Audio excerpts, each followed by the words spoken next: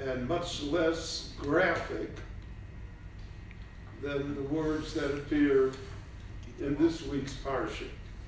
The Ramban says that the tochacha of Parshas Bechukotai, the end of Vayikra, is really a description of the destruction of the first temple and of the Babylonian exile that followed.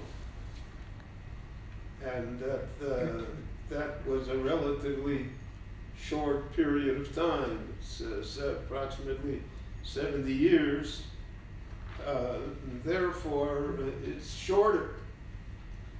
And the troubles that happened to the Jewish people were much less, because we find that in Bavel, the Jews settled very well.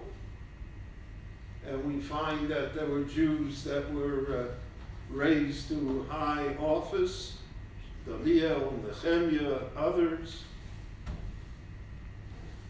and that therefore the atmosphere was different. It was, so he says that most of the tochacha goes on the land of Israel. The land of Israel was punished. It did not produce crops. Rain did not fall. It was occupied by foreigners. But that, relatively speaking, the Jewish people had a pretty good time with it. We find in the Navi Yechezkel that the elders of Israel, who were in charge of the Jews in Bavel, came and told the Navi Yechezkel that they're perfectly happy in Bavel. K'chol hagoyim beis Yisrael, they said. We're Babylonians in a Mosaic persuasion. It's all good here. We don't want to leave. And we see that when they were given a chance to leave, to return, when Daryavesh granted, we learned the Gemara Rosh Hashanah and Shabbos, that Daryavesh and Koresh are the same person. So when Daryavesh Hashemi granted them permission to go back, and Ezra went back, he couldn't take anybody with him. He took 42,000 people out of perhaps 600,000-700,000. And he took the weakest. Asora Yuchsin Olam Bavel Im Ezra, the Gemara in Kedushin says. So who came back? The Mamzerim, the Avodim, the Nesinim, Gerim, the poor people. But the guys that made it in Bavel, that, so to speak, felt themselves to enjoy the exile of Bavel, they didn't go back. And we find that throughout Bayesheni that remained that way.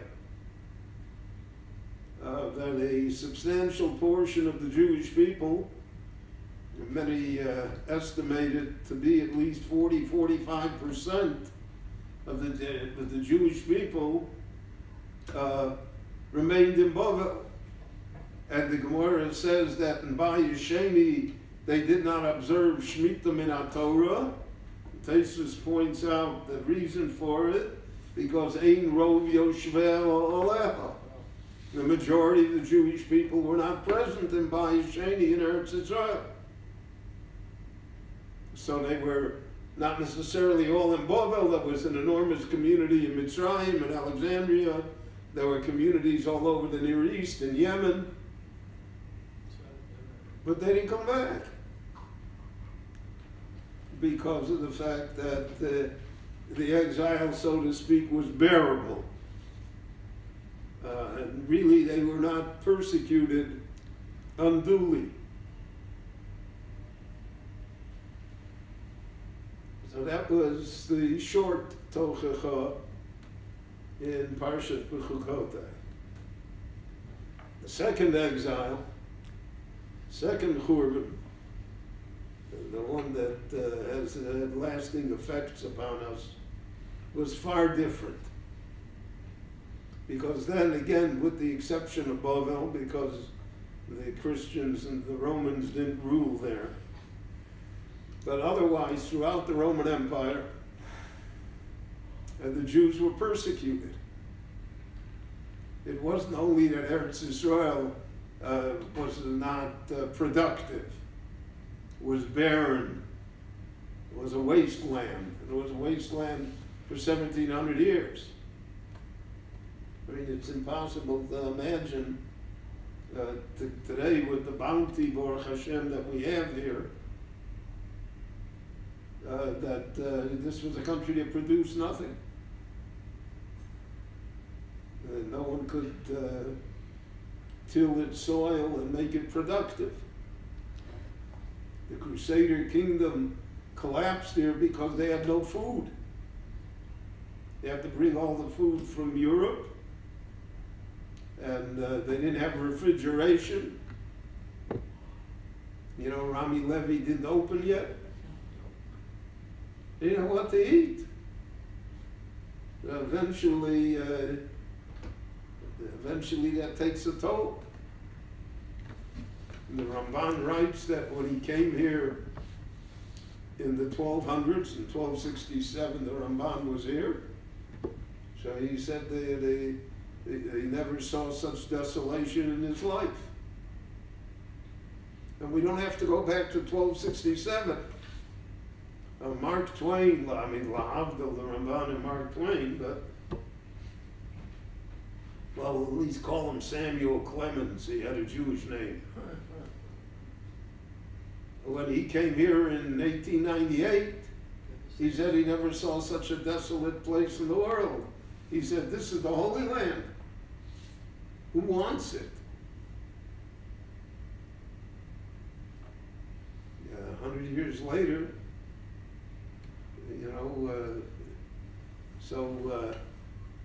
the Tochacha was not only on the land the way it was in the Bayis Rishon, but the Tochacha was on the people. And that terrible things would happen to the people. And it's a long Tochacha because terrible things would happen for a long time. And we need no evidence of the truth of the Tochacha. We who are still recovering, hopefully, from the effects of the Holocaust and World War II. So everything's on film. You can see it all. It's all documented.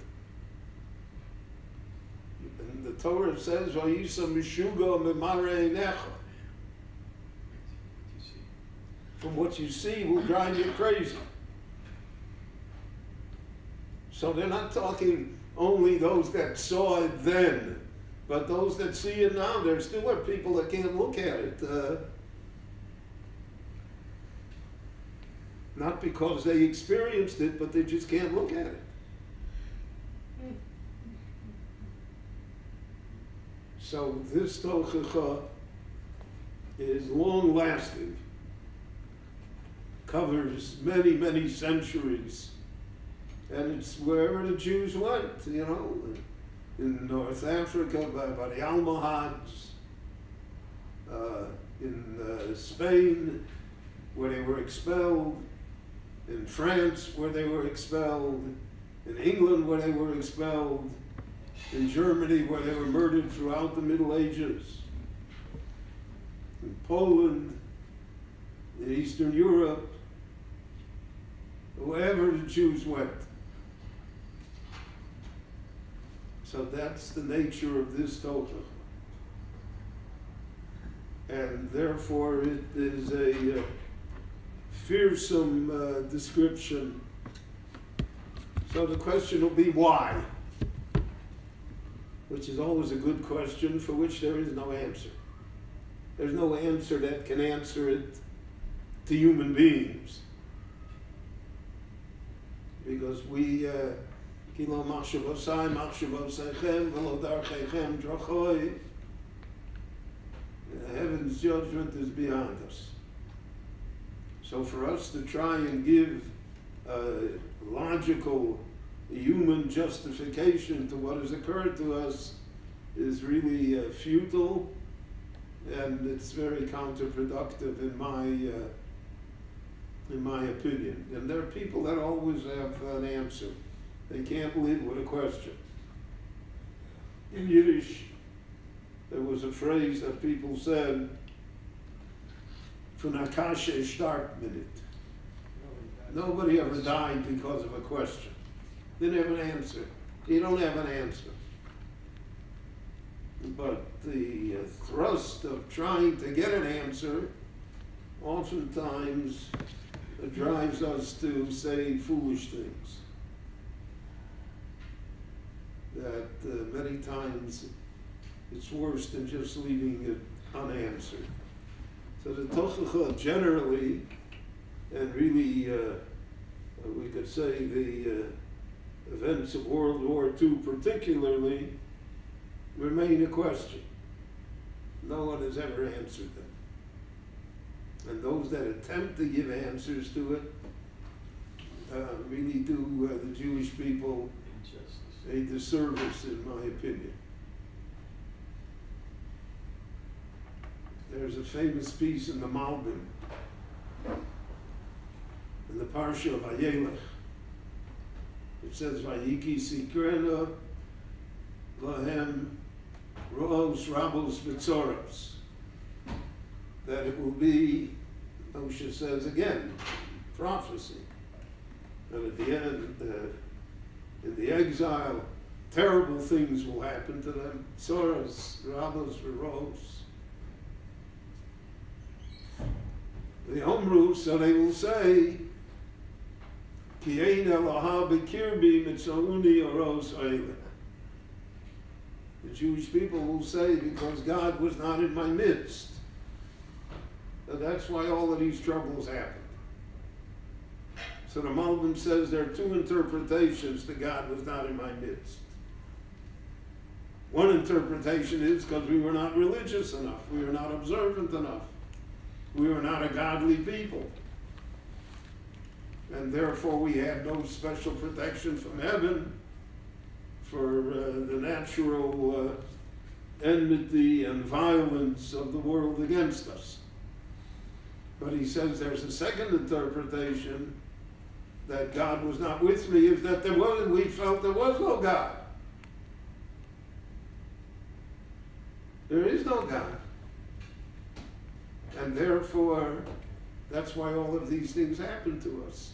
And that's pretty much a description, it still is today, of the Jewish world. There are those that say, we're not rigid enough. It's not perfect. And there are those that say, the whole thing is nonsense. Forget it. So all of that lies in this parsha. All of that lies in the words that Moshe said. And he concludes, the conclusion of the Tochacha is that you will be willing to sell yourself as slaves. They ain't koneh. Nobody will buy.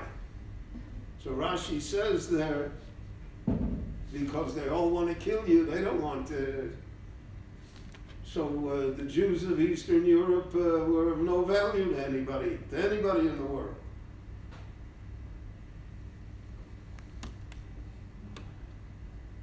Even to be avodim u'shvachos. Part of the idiocy of the Germans and the Soviets later is that they destroyed all of their workers, worked them to death, and they had nothing. So all of that is reflected in the Parsha. So the Parsha, again, as always, is not just past history, the Parsha is current events. How to be able to view it and how to be able to internalize it ourselves.